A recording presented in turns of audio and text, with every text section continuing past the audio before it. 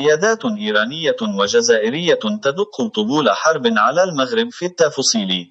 يجمع المهتمون بالشأن المغاربي على أن الجزائر تشهد استعدادات عسكرية مكثفة وكأنها تتهيأ لشن هجوم مسلح على المغرب، وفي ظل توافر معطيات أمنية، عسكرية، إقليمية، ودولية. يرجح المتتبعون أن تشعل الجزائر فتيل الحرب في أفق سنتين كأقصى تقدير.